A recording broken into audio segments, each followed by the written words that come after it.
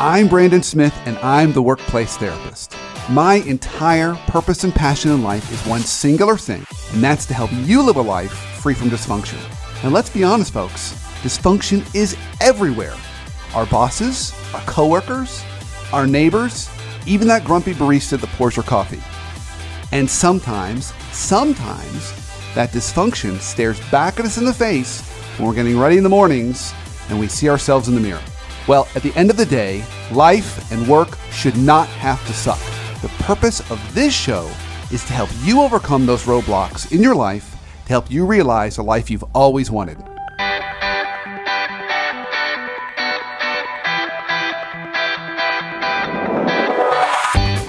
This is the Brandon Smith Show. I'm your host, Brandon Smith. The entire purpose of this show is one singular thing, and that is to make your life that much better and just a little more free of dysfunction. And so today, I'm really excited about our topic. Our topic relates to the workplace, as most of our topics do, but it's an important subtlety in the workplace, the unwritten rules of the workplace. Those unwritten rules, those landmines that we tend to step on, and we only find out that they were landmines after they blow up. And so to help us with this topic, I've got my guest, Erin Wolf. Erin, how are you? I'm doing great this morning. How are you doing? I'm doing great. I am so thrilled about this topic. I'm happy to be here. Yeah, I just think it's going to be so awesome and fun. So before we jump into the topic, I would love to, for our listeners, share a little bit more about you. Share a little bit more about what you're up to these days and what's been your journey up to this point. Okay, my journey. I'm going to touch on some things that I think are relevant for why I dip into this subject. So first, back to my college years, I played a varsity sport on scholarship for a D1 school, Duke University. Then went on to business school, and after business school, worked on Wall Street in the 80s, which was a very interesting place to be, as you can imagine. I bet that was. Yeah, a little bit dog eat dog. Then I decided that maybe I didn't want to stay on Wall Street after 6 or so years, and went into strategy consulting with Bain & Company, and then went to be head of strategy at a couple of different companies, firms, and realized that I was one of the only women who was at the top, and more junior women were always coming to me for mentorship, advice, etc. And so by that time I was turning 50, and I said to myself, maybe there's something else for me in my life. And I left the firm I was working at that point as a partner, one of 3 female partners across the country out of probably 45.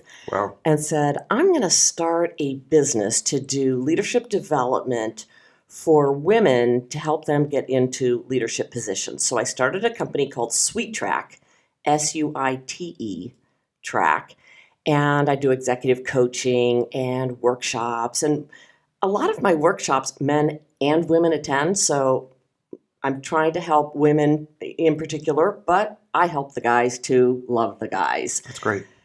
Then I got involved with Kennesaw State University, and I went to the dean and said, of Coles College, and said, I think we should start a women's leadership center. And she said, great idea. And then I said, oh boy, what do I do now? Anyway, started that about 5 years ago, and it has just gone gangbusters, and it is really fun. So those are the 2 main things I am doing right now. That's awesome. That's awesome. It sounds like your journey fits into this topic just perfectly. It does. Because you have been in very kind of competitive environments, which tended to be, as you described, more male-dominated. Yeah. And you had to figure out how to properly compete in those environments, and what were the rules and unwritten rules that were either shared with you or not shared with you. Well, what's interesting... Most likely not shared with you. I don't know. What's interesting for me is that I always felt I really did not experience what I would say gender discrimination, any sexual harassment or anything like that. But I think it's because I got a hall pass because I was an athlete. So I was considered different. I wasn't put into a stereotypical box. And that helped me my whole career. But what it also made me realize was that I may have gotten a hall pass, but others don't. And so what are they not learning that I may have learned in my childhood? And that's really where the unwritten rules are from. Where do you get those hall passes? The hall pass, yeah. Well, Who doesn't want a hall yeah, pass? the sports one is a really good one. I'd have to think about the others. Yeah. Maybe a radio show or a podcast. this is a hall pass. This is fantastic. I don't know how I'm going to use it, but it's a good hall pass. All right, well, Erin, let's jump in. How many of these unwritten rules, when you think about kind of a number comes to mind, how many are there? Oh my gosh, they're countless because some are universal that go across industries, functional areas, companies, and then others are company specific or maybe industry specific. So when I think of Wall Street, there are definitely some unwritten rules of Wall Street that wouldn't pertain to other industries. For example, it is a medal of honor to pull an all-nighter on Wall Street. Well, other industries might say, well, that's really stupid. It means that you're not working efficiently. So it depends. So there are many, countless. I couldn't even count them. The ones that I highlight are fewer. So let's talk about those kind of top three. Okay. All right, so Top three. I don't know what they are, but I'm curious. Let's start with what's the first one? Okay. First one. And this one is, I'm going to tell you what it is, and then I'll give you a little bit of background about why it's there. So the first one, and this one's easy because everybody will understand, is there's no crying in baseball. Oh, no crying in baseball. Don't cry in the office. Now, here's the thing about the unwritten rules, because I know there are women out there who will say, that's ridiculous. I should be able to do what I want. And men too. I have had men cry in my office too. So this to me is not gender specific. The reality is that you get to decide which rules you want to follow and which you don't. You just need to know the rules. Yeah. So you want to come at this from a position of knowledge, and then that's going to be strength, rather than a position of, I don't know, and I'm doing something by default. So the no crying in baseball goes back to, if boys especially have learned early in their lives not to cry and show that they're upset by something on the baseball field, the football field, the soccer field, whatever. The game is played, it's over, and you buck up. Then when someone cries in the workplace, those who have learned there's no crying in baseball get very uncomfortable. Okay, so they don't know what to do with it. So part of it is you're making people feel uncomfortable. In fact, that may be the whole thing. So let me back up just one quick second about the unwritten rules. I was consulting with a large financial institution and their corporate finance department. And it was all male, and I was trying to help them because they were having trouble attracting and retaining women in their department. And so we talked for about an hour. It was a really good discussion. And finally, the head of the department said to me, Erin, there's just these unwritten rules. And the guys get them, and the women don't. And then the women break one of them, and the guys think, oh my gosh, she just broke a rule. Why did she do that? Obviously not consciously like that, but that's what goes on. And this was not, I did not think this was a bad comment from him at all. I didn't think it was sexist or anything. It was reality from his point of view. Yeah. And that's when I said, okay, first of all, that's one of the things that people in the workplace need to learn how to address. And second of all, it made me think, how do you get to these unwritten rules? And this goes back to the no crying in baseball. The unwritten rules, the business world was created by men for men a long time ago. Women really weren't in the workplace. That's fine. That's just reality. Yeah, that's kind of an unholy truth. But it's just a truth. Yeah. So let's work with the truth rather than complain, and let's just move forward. So the rules of Pee Wee football, Little League baseball have come from there to the workplace. And we still play by those same rules that we learned in childhood. And you know what's interesting, though? When I was thinking about a session I was doing actually this week for a group of female leaders, and we were talking about executive presence. And I said, well, what are traits of executive presence? And and this was about 100 female leaders. And one of them came up with the phrase composure. And I hear that with both men and women. When we think about executive presence, we want her or him to have composure. Yeah. Composure under pressure. And so it's another way of hinting at this no crying in baseball. Right. Because if you cry, it looks like you've lost composure. Yes. Now, there's other ways to lose composure than just crying. But they're more acceptable. So, for example, That's a good point, actually. if you lose your think temper, and that's okay. that's more acceptable. So, if you think of emotion in the workplace, which is generally not accepted very well, but there is some emotion that's accepted better than others. Crying, oh my gosh, I don't know what to do. Anger, I'm used to that. I'm used to anger in sports. I'm used to, really getting down and dirty. Okay, still not good, but more accepted. So I want to poke a little bit more on the no crying in baseball. So let's say here's a case where I have seen crying in the workplace and it's been effective. Okay. So it's that leader. They stand up and they're telling a really compelling story. Maybe it's a personal story, or a story about an employee, or a story about a customer or a patient. Yeah. And something horrible happened, and they start to get choked up. Yep. And all of a sudden, people are just drawn to that person. Yes. Do you see that as A? Well, do you see that also? And B, do you see that more common with men than women? Is it more compelling for a male leader to do that than a female leader, or do you think it's equal? Okay, I'm going to throw that back to you. Okay. Because I know my thoughts on that. Yes, you do see that. And that, I thought you were going to say something else, and we can get to that. But yes, that is more accepted. My question to you is it really as accepted if a female leader does that than a male? Because we expect the female leader to be compassionate and all of that. When the male leader does it, he is stepping out of his stereotypical gender bucket, and we're drawn to it. Yeah, I think that's true. And so I'll give you my perspective on it. So my perspective is all leaders are being judged on kind of a spectrum from kind of humility to confidence. Yeah. From being kind of soft and nice to being really tough and direct. So that's the spectrum. Men can play in about that spectrum. They go anywhere on either end of that and be okay. And they're not judged. So they can be tough, and have that one moment at the holiday party where they get sappy and people say, oh, he's really a kind guy. Right. Female leaders are still being compared on that spectrum, but they have to play within that. That's right. It's called the double bind because you're supposed to be in one bucket, nice and kind. And by the way, for folks listening and not viewing, I drew my hands really close together for the female leaders. Yeah. They have to play really, really tight in the middle. Can't go too far or too soft because then they're seen as not they're weak, not a leader, not tough. Yep. And if they go too far the other way, there are terms that are used in the workplace for them, and it's not nice. That's right. Now the good news is for everybody out there that the band of acceptable behavior for women is wider than it's ever been, and it's still growing as more women are in the workplace and in positions of leadership. So it's going the right way. Awesome. Okay, so we've got our first one on unwritten rules. We've got two more coming after the break. So we're going to take a quick break. And when we come back, we've got two more unwritten rules we want to stick by. So stay tuned.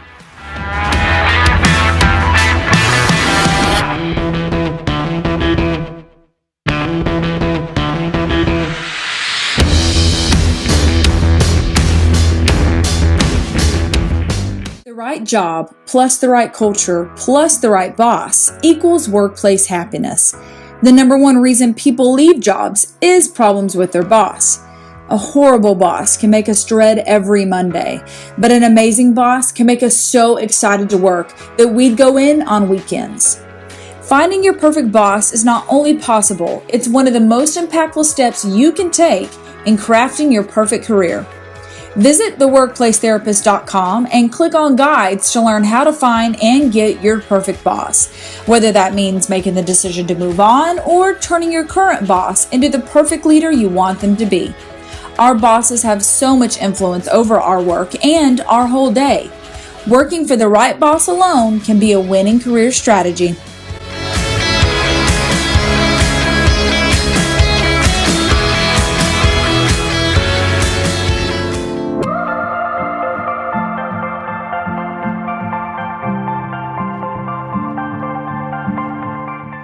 Welcome back to the Brandon Smith Show. I'm your host, Brandon Smith, and today our guest is Erin Wolf, and we've been talking about the unwritten rules in the workplace.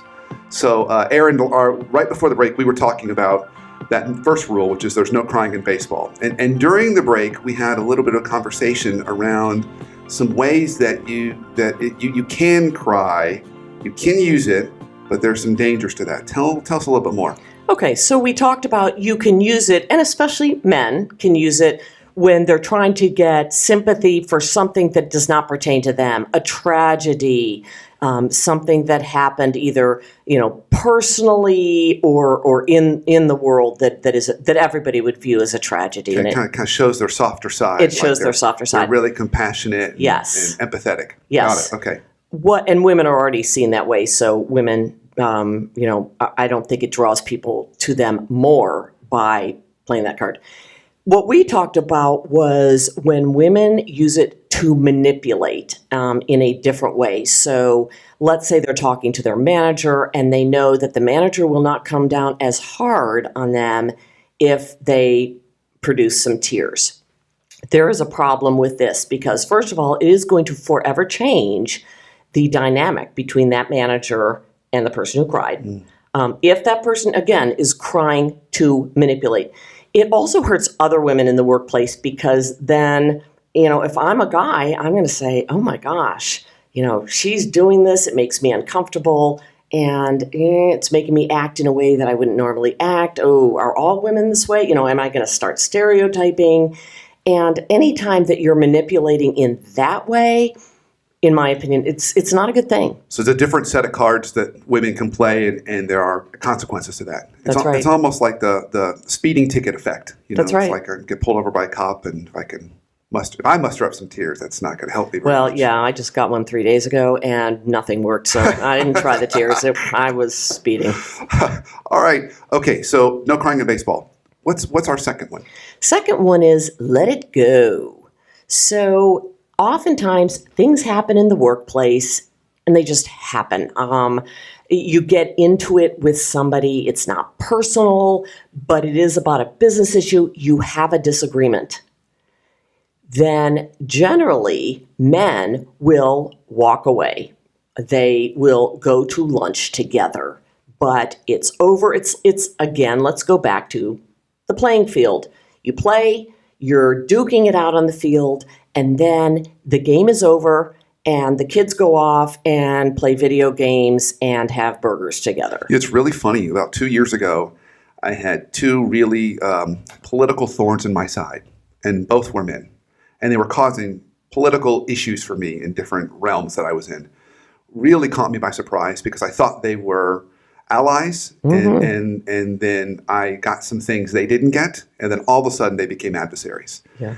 And what was really interesting is since that time, and we kind of worked it out. It's like now, nothing. It's okay.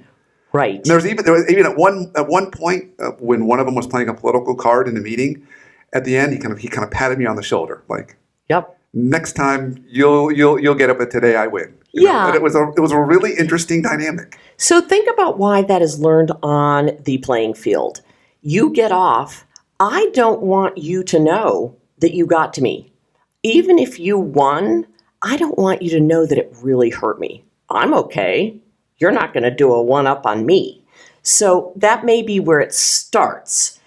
But it does transcend into the business world where you normalize the situation and you move on. You go have lunch together. You talk about something else before you break apart, whatever. For women, this is not as normal because it just doesn't happen that often to them in their childhood because they're taught not to disagree, to get along, to be the ones who collaborate and bring everyone together. Okay, so this But is everything you just just said all sounds like good things. they are good things. Well, I wouldn't say not disagree, but I would say collaboration. Yes. I mean, yes. we lift those up as admirable. We do.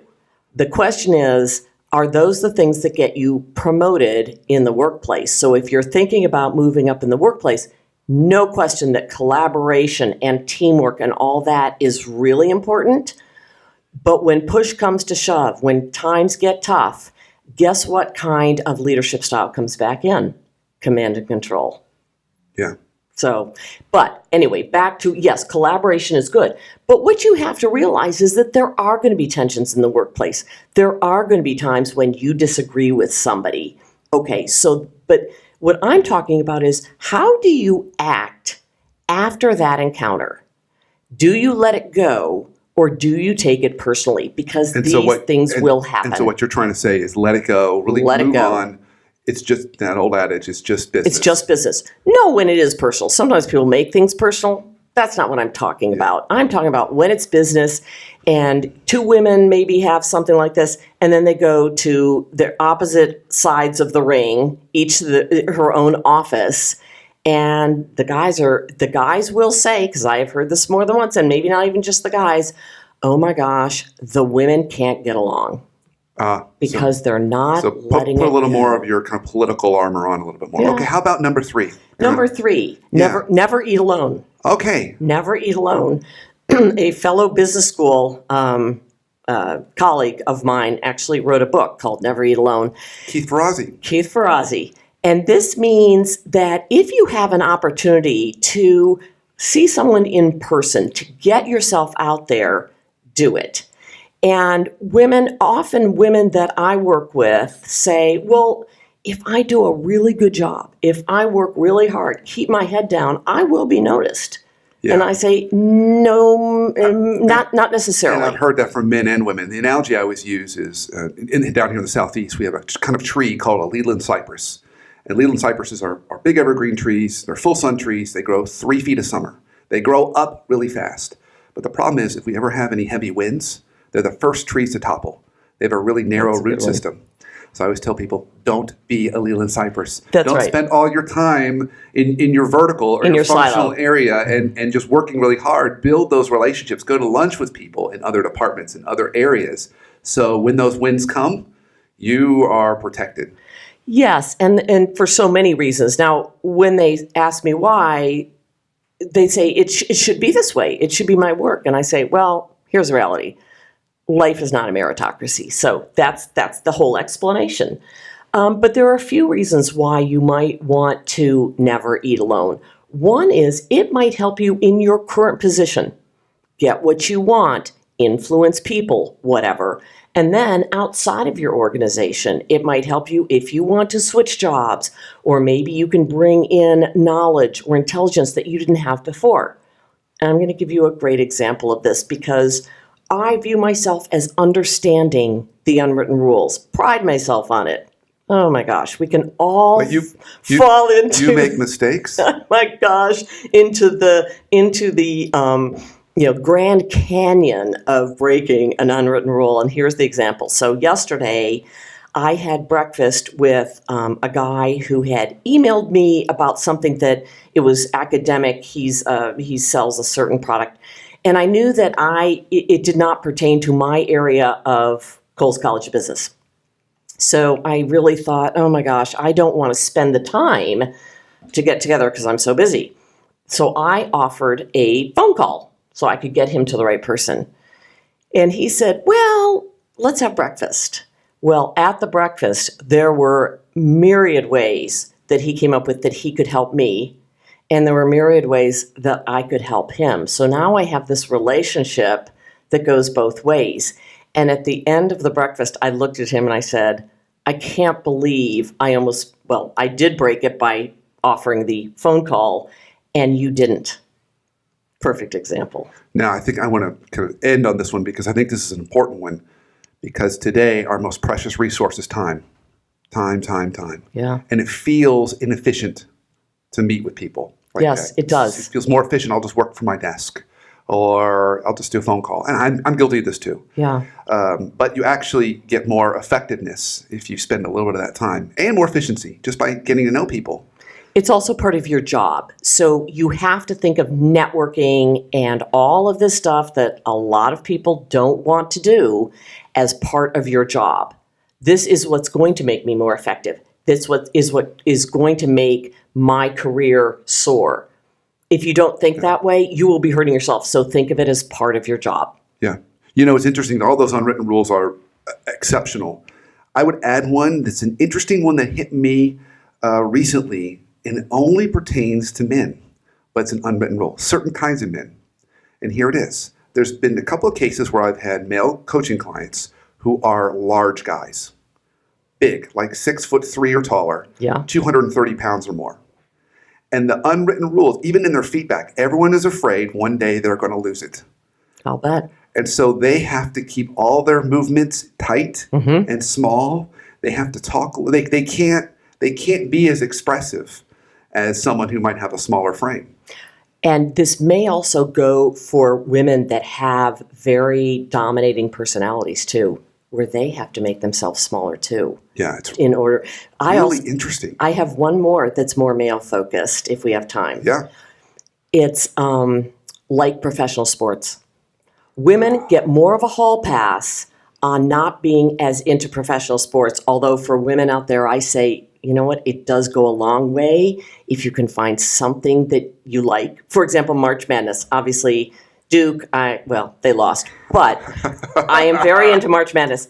I mean, it is a conversation starter everywhere.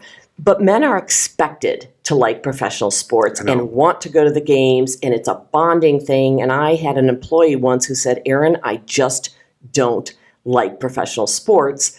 I don't go to the games, and I know it hurts me, but I don't want to do it. You know the unholy truth in this? I love college basketball. I love baseball. I could care less about football.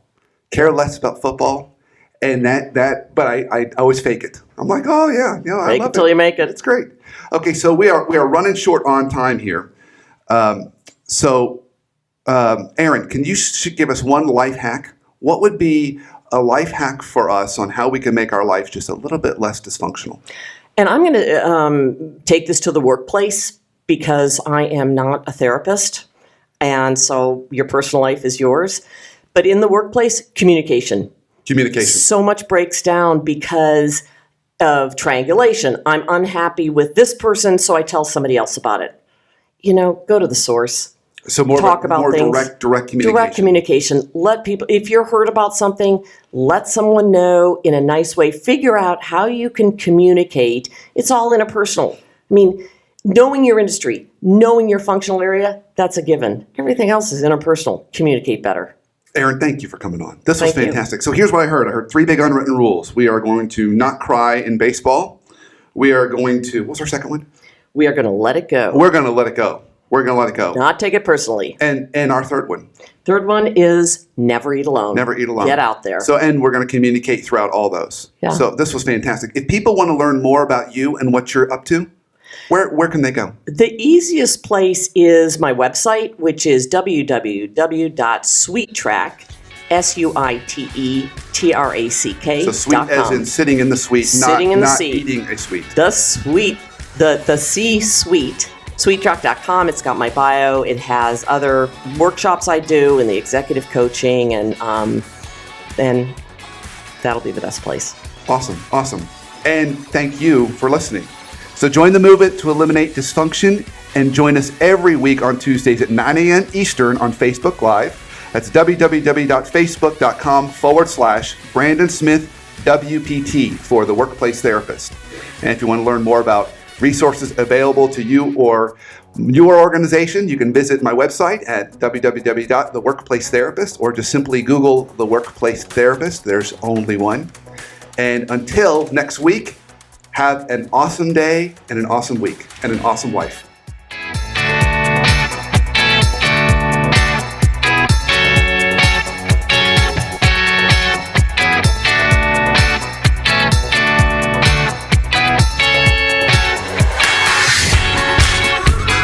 I'm Brandon Smith, and I'm the Workplace Therapist. My entire purpose and passion in life is one singular thing, and that's to help you live a life free from dysfunction. And let's be honest, folks, dysfunction is everywhere. Our bosses, our coworkers, our neighbors, even that grumpy barista that pours your coffee. And sometimes, that dysfunction stares back at us in the face when we're getting ready in the mornings and we see ourselves in the mirror. Well, at the end of the day, life and work should not have to suck. The purpose of this show is to help you overcome those roadblocks in your life to help you realize the life you've always wanted.